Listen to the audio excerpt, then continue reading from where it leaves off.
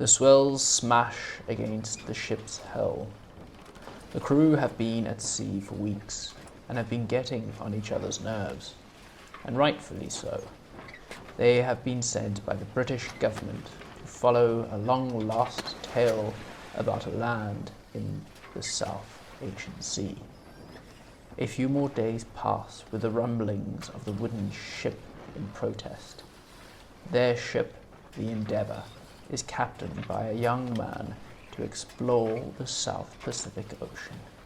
Captain James Cook is looking for an island called Terra Australis, Latin for Southern Land, an adventure that would break and make him.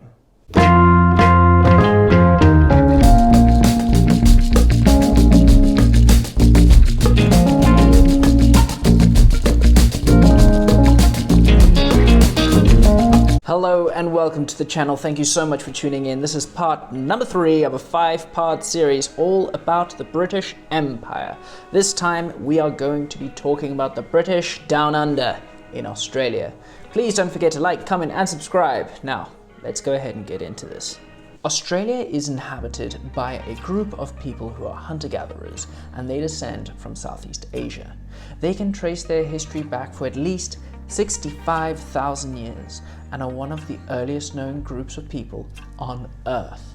They were tribes and nations of Australians called Aboriginals, and just like in North America, they were completely isolated from European countries and knew nothing about them, nor were they exposed to the diseases that were in Europe. They lived in relative peace with nature. But all the way on the other side of the world, in 1728, James Cook was growing up as the son of a poor farmer labourer in Yorkshire. But by the age of 17, he had left home to join the Royal Navy. Despite his poor background, because only the rich and entitled would get promoted, he managed to quickly get promoted through the naval ranks. That came down to his hard work, intelligence, and brilliance. In fact, he taught himself Greek, geometry, and astronomy, all subjects that would prove useful to aid navigation at sea. By 1768, Cook had gained quite a reputation for himself, being called one of the most able navigators in the entire Royal Navy. From 1768 to 1770, Cook sailed around the 2 islands of New Zealand, previously held Dutch lands, and he managed to map the coastline. The Endeavour, the ship that he was on, then continued west to the southeastern tip of Australia, when in April 1770, Cook anchored in a large bay.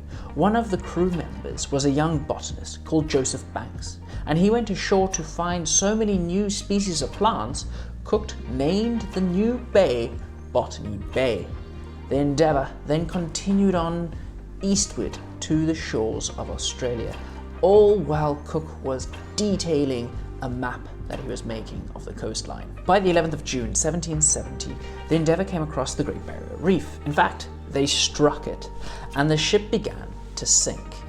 The crew managed to plug up the hole using an old sail and sailed off. Naturally, they quickly made their way towards the land for urgent repairs and continued on to map the rest of the coastline once the ship was fixed. On the 13th of September 1770, Cook had seen enough of Australia and felt that there was no real nations, so he claimed the land for King George III as Australia. After 3 years at sea, Cook and his crew were welcomed back home as national heroes. 6 years later, in 1776, Cook embarked on his 3rd and final Pacific voyage, where he sailed from Tahiti to a place where he discovered, calling it Sandwich Islands. In fact, he wasn't the first person to discover it, but he was the first European to ever discover the Kingdom Islands of Hawaii in January 1779. The islanders were welcoming at first to Cook and his crew. They thought he was a god. They called him Lono, the fertility god of the Hawaiians. At the time of Cook's arrival, the locals were engaged in a festival dedicated to Lono, so they thought that they had summoned the god himself. But Cook and his crew actually outstayed their welcome. Relationships soured, and during an argument over a stolen boat, Captain Cook was clubbed to death by the islanders. Back in England, though, there was actually a huge problem with overcrowded prisons. But the botanist who helped name Botany Bay, Joseph Banks, went to Parliament and suggested that he had a solution to this issue.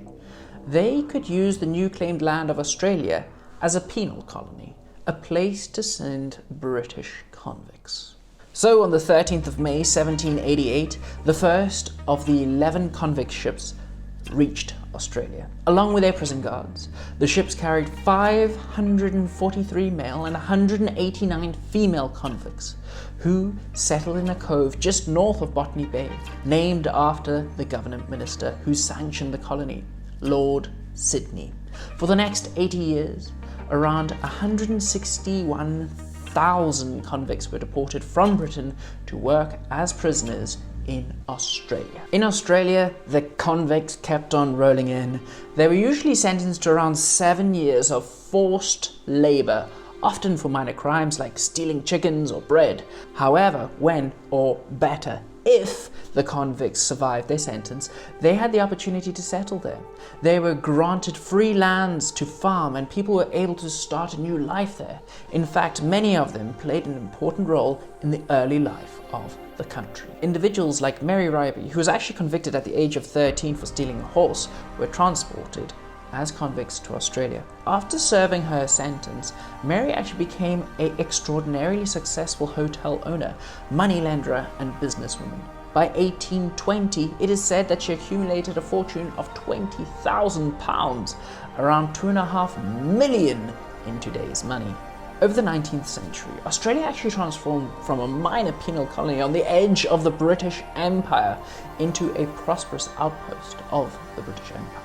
Much of its wealth was actually due to the introduction of the merino sheep from Spain, whose fine wool was highly sought after in Europe.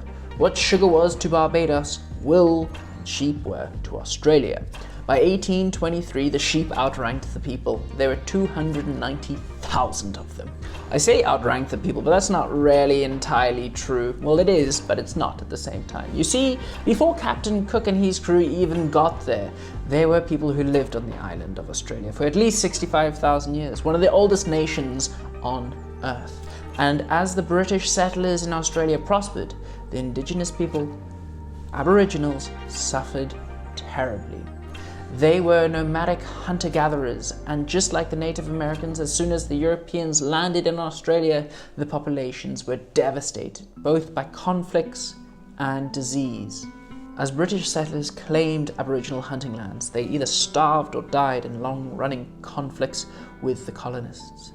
The worst abuses happened in Tasmania, an island just south of Australian mainland, where the colonists would hunt Aboriginals as prey. That was until 1876, because there wasn't one Aboriginal left on the island. Many in Britain were actually completely appalled by the fate of the Aboriginals in Australia, and Parliament appointed an Aboriginal protector to Australia in 1838.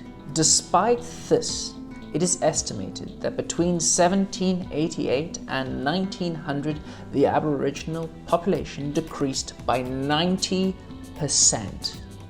Then there was the stolen generation, where it is estimated that 1 in 10 or 1 in 3 Aboriginal children were forcibly taken from their families and communities between 1910 and 1970 to be settled with Western society. Today, Australia is an extraordinarily prosperous nation, with Australians being the third most wealthy citizens in the world. Their prosperity can be looked at as a bloodbath, or it could be looked at as a success story. Either way, the British were behind it, when, on the 26th of August 1768, the British government sent Captain Cook to explore the South Pacific Ocean. Thank you so much for watching, I really do appreciate it, and I hope that you actually learned something and enjoyed it. Please like, comment, and subscribe, and if you're feeling generous, go find the link down below for the charity donation. The more you know.